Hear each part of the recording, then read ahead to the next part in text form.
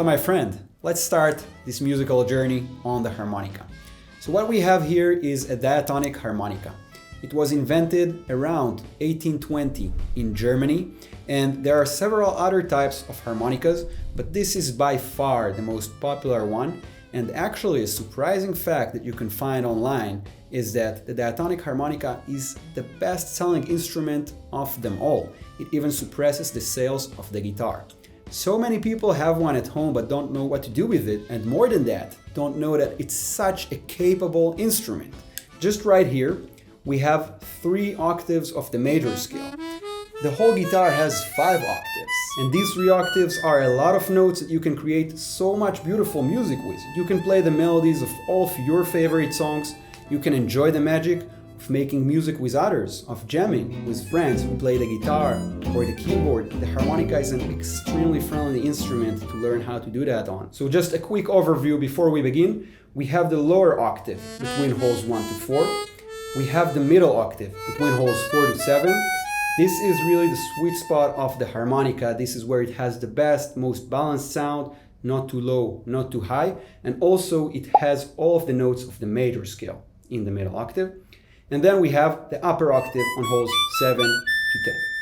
So anyway, I hope that gets you more excited, and let's begin. Let's see how we can get the most beautiful sound out of your harmonica. So first of all, every time, just a couple of seconds before you start playing the harmonica, just run it once in a wet mouth because that makes it easier to play. Now let's move on to the first principle, and this is the acoustic soundbox. What is the acoustic soundbox? So we are now going to learn how to properly hold the harmonica in order to get the best, the fullest, nicest sound out of it. And this acoustic soundbox, which I will break down for you in a moment, we are using it from the exact same reason that, for example, electric guitars, when they are unamplified, they have a very dull sound, as opposed to acoustic guitars, which have this large acoustic soundbox, and that's why they have this nicer sound.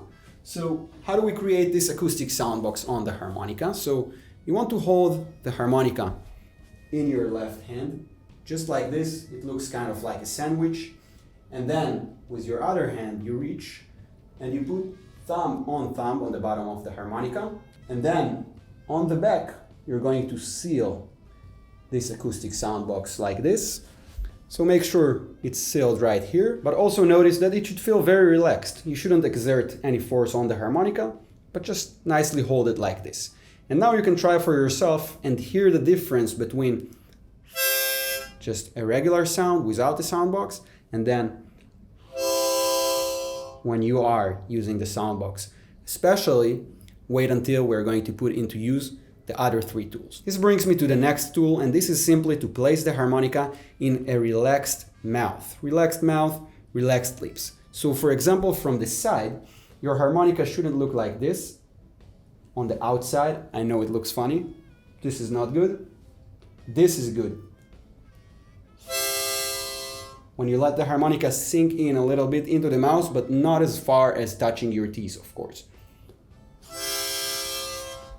So you can do it right now, use the soundbox and place the harmonica in a relaxed mouth and play a little bit and feel it. Now we're moving on to the third tool, which is all about our breathing. So the harmonica is a wind instrument from the same family of much bigger instruments such as the saxophone, the trumpet, the flute, etc. And what that means is, just like any other wind instrument, all of our sound essentially comes from how we're breathing. And if we're going to breathe in a small, shallow way, our sound is also going to feel small and shallow and like we're about to run out of air. So how we are practically going to make sure that we're going to breathe deeply? First of all, I highly recommend playing the harmonica either while standing up, or of course many times we want to sit down, we're playing with someone else, or we're in front of the computer. So no problem with sitting down, but try to sit up straight. Why? Because it simply allows your respiratory system and your lungs to fully expand and to give you all of their capacity in order to get the fullest sound. Now, Even more than that, practically, how do we make sure that we are breathing deeply? The fullest form of breathing that we can have is what's called diaphragmatic breathing, or belly breathing you can call it. And basically, the diaphragm is this huge dome-shaped muscle that we have between the stomach and the chest. And this muscle is what expands and contracts the respiratory system. So when you are fully breathing for your diaphragm, you're going to be able to place your hand right here in the upper stomach area and really feel that this area expands and contracts.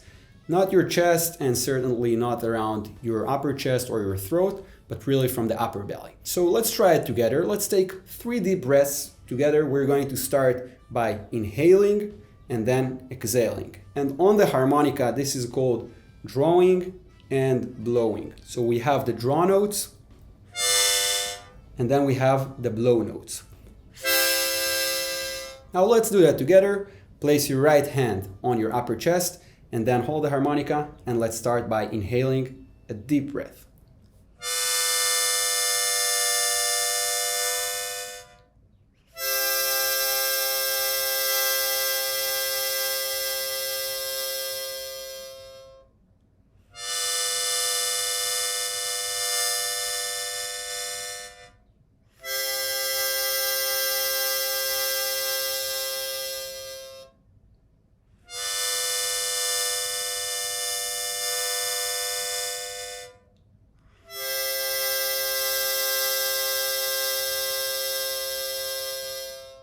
So try to remember that whenever you're playing the harmonica, sit up straight or stand up straight and use belly breathing. And the 4th tool in order to get a nicer sound is using the ta syllable.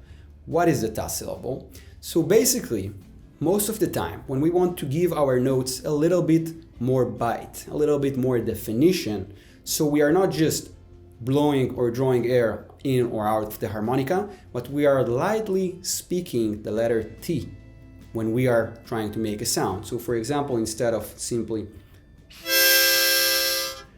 we are going to do this.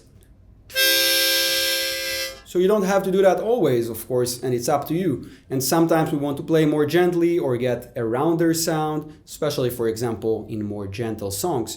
But usually, especially on the first note of a musical phrase, we're going to add that ta. So this is something pretty subtle, but it can add a lot to your sound, and this brings me over to the quick summary. So what we talked about is, first of all, using the harmonica with the Acoustic Soundbox, so you can do that right now. Then we talked about keeping a relaxed mouth and placing the harmonica in the mouth, but not as far as touching your teeth. Then we talked about deep belly breathing, and then we talked about the ta syllable. So you can play around a little bit freely on the harmonica right now. Just try to feel it with using those tools and without using them. And then let's meet in the second part of the lesson, in the second video, where we are going to jam to enjoy this magic of making music. In this case, it's going to be with a backing track, which will emulate us playing with friends. I want to show you how the harmonica is literally the most friendly instrument when it comes to making music with other people, what is often called jamming. Why? So, as I said, the harmonica is a diatonic instrument, the one that we have here. And what that means practically is that all the notes that you have on this harmonica, specifically this one is in the key of C, are going to be the right notes when you are jamming with a friend, for example, who plays a song that is also in the key of C.